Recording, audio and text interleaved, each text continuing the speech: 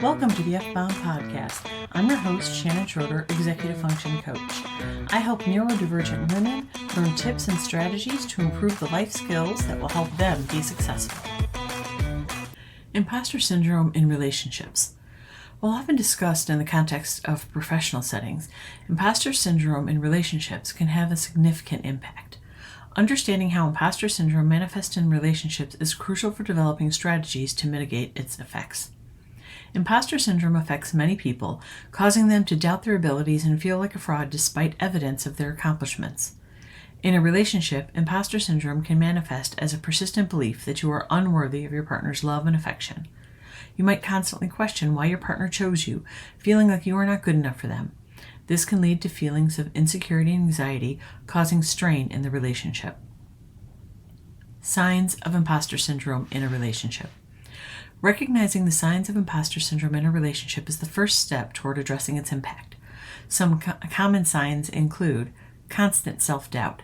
You frequently question your worthiness and worry that your partner will discover your perceived flaws or shortcomings. You believe that when your partner discovers you're not as good as you pretend to be, the relationship will be over. You might find yourself making comparisons between yourself and your partner's past relationships. You see yourself as not measuring up. Seeking validation.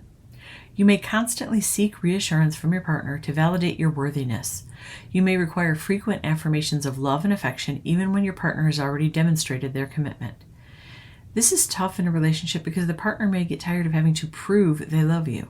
This goes beyond saying I love you when you're on the phone or leaving for work. This is a constant need for them to say or prove they still care. It can get exhausting. In addition, you might have a hard time trusting others because you spend so much time doubting yourself. You might struggle to trust your partner's love and commitment, which will lead you to constantly question their intentions. In order to put these doubts to rest, you seek more validation. When you don't get the validation you're looking for, the doubts creep back in and it becomes another vicious cycle.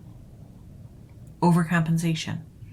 You may feel the need to constantly prove your worth to your partner, going above and beyond to gain their approval.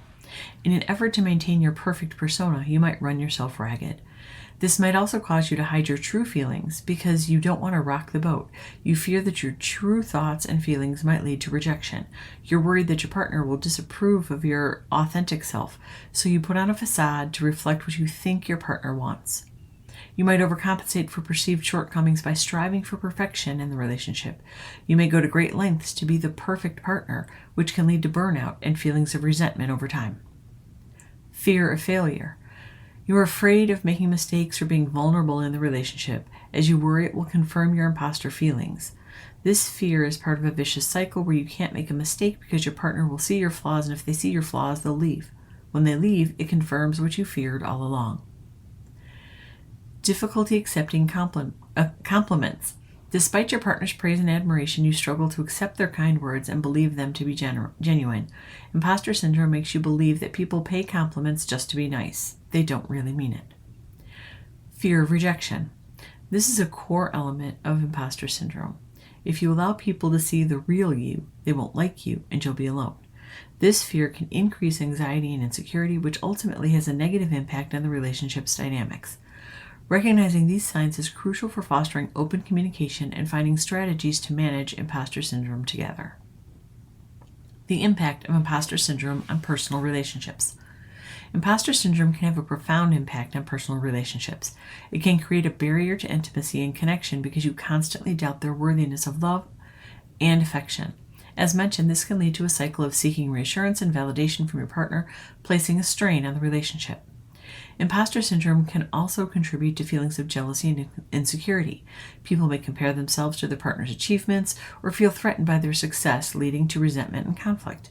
These dynamics can erode trust and create emotional distance between partners. Neurodivergent people, such as those with autism or ADHD, may already face unique challenges in navigating social interactions. Add in imposter syndrome, and it can exacerbate feelings of social inadequacy. Strategies for managing imposter syndrome in relationships. Managing imposter syndrome in relationships requires a combination of individual and joint efforts. Here are some strategies to consider. Building self-confidence and self-worth. Engage in activities that boost your self-esteem and remind yourself of your strengths and accomplishments. Practice self-care and self-compassion to cultivate a positive self-image. Chances are, if you struggle with imposter syndrome in this area of your life, it's not the only area. Building your self-confidence will help you combat imposter syndrome in all aspects of your life. Communicating effectively with your partner. Work with your partner to create a safe and non-judgmental space for open dialogue about feelings of imposter syndrome. Encourage your partner to express their insecurities, fears, and concerns without fear of rejection or criticism. Active listening and empathy are essential during these conversations. Openly discuss your imposter syndrome with your partner, sharing your fears, insecurities, and doubts. This will be difficult, especially if you fear letting your partner see your flaws. Being vulnerable is hard. However, a foundation of trust with your partner should allow you to be vulnerable. The more your partner can understand your feelings and concerns, the stronger your relationship will be. If you both take the chance to be vulnerable, it will be easier to communicate. Challenging negative thoughts. Challenge the negative thoughts and beliefs associated with imposter syndrome. The first step is to recognize when you're having negative thoughts that occur with your imposter syndrome. I suggest keeping a journal or a log of these negative thoughts. The next step is to replace self-critical thoughts with positive affirmations and realistic appraisals of your abilities. Learn to flip those negative statements into positive ones. Of course, this will take some practice. The negative voice is always the loudest. That's why I suggest keeping a journal. When you're in a good mindset, sit with your journal and create the positive statements to use instead. Then, the next time those thoughts hit you, you'll know how to flip them. Focus on growth and learning.